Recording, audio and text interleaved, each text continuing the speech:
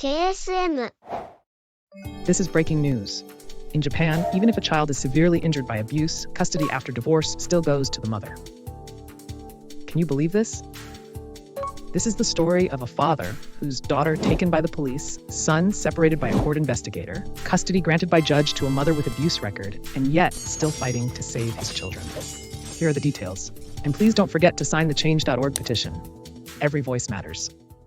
Little C, who was seriously injured this time, lived with her older brother D and their parents, A and B, as a family of 4.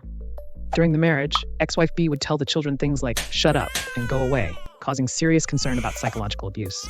Ex-husband A, who could no longer stand witnessing such behavior, ended up in an argument with ex-wife B, and ex-wife B left the house. Then the police, having received a report from ex-wife B, come to the house. Because the narrative has been twisted to make it look like A was jealous and started a fight, and that B was forced out of the house. Explains the facts, but the police chose to believe only ex-wife B's side of the story. They kept insisting, "We're not leaving until you give us the child."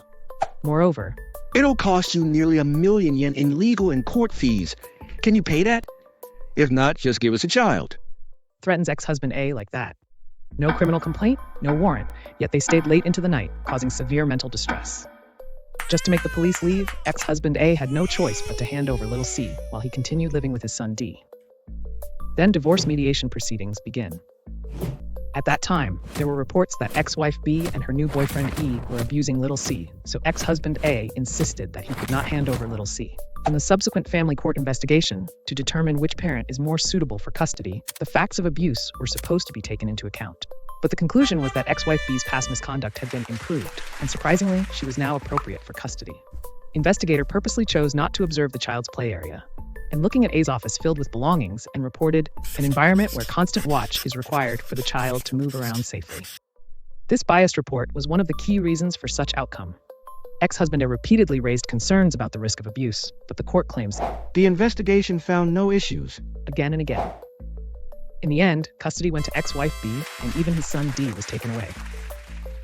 But during later visits, the fears of abuse sadly proved to be true. During the first visitation after being separated, ex-husband A was asked for help by his son D. His son D says that ex-wife B and her boyfriend E are hitting him. Ex-husband A immediately appealed to take the child away from ex-wife B by hiring child protection services. But the investigator says, If the purpose is to collect evidence of abuse, it is inappropriate for visitation. and all options to save C and D were taken away. And then the tragedy strikes.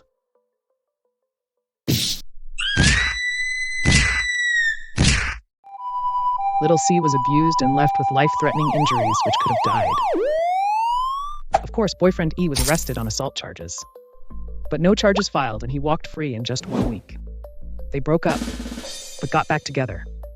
And now the children are once again in danger of abuse. Even in this situation, mother remains the custodial parent until the day custody is finally changed. As unbelievable as it sounds, but the root cause lies in the sole custody system and its implementation. Current sole custody system ignores the child's will, safety, and well-being, and mindlessly hands custody to the mother. Police, investigators, and judges abandon critical thinking about the system and reduce themselves to nothing more than gears in an efficiency-driven machine. By turning a blind eye to anything that challenges their mother-first bias, cherry-picking facts to fit the narrative, and dumbing down custody decisions, cases of mother awarding custody has resulted in an overwhelming number of 94%, a truly abnormal number. A system that utterly ignores children's safety. With no regard for parental fitness, child abuse is happening day after day in single-mother homes. June 29th, a mother fatally pushed her 4-year-old child and was arrested for causing death by assault. July 7th, the mother's boyfriend twisted a 2-year-old's elbow outward, breaking it, arrested on the spot. July 18th, a mother who starved her young daughter and sent her in and out of the hospital 43 times for insurance fraud was arrested. July 24th, a mother who stabbed her 2 young sons, just 8 and 5 years old, to death was arrested for murder. July 30th, the mother's boyfriend left a 3-year-old alone in the bathroom, leading to a tragic drowning and arrested. Such heinous cases of child abuse have occurred in just 1 month. When a custodial parent turns abusive toward the child, no one close is there to stop it, making the sole custody system a breeding ground for child abuse. Reform to joint custody in principle, which both parents ensures child safety by sharing equal parenting time, and if one parent becomes unfit, that parent shall promptly be removed from custody, is desired. Joint custody is now under discussion at the Ministry of Justice, but what's being considered is nothing more than a hollow version that will leave us with the same old sole custody system. With optional joint custody, all it takes is one parent's refusal, and the system falls right back to sole custody. The designated custody system may look like joint custody on paper, but it strips one parent of everyday life with the child, cutting them off completely. And the children are still left in danger with no true protection.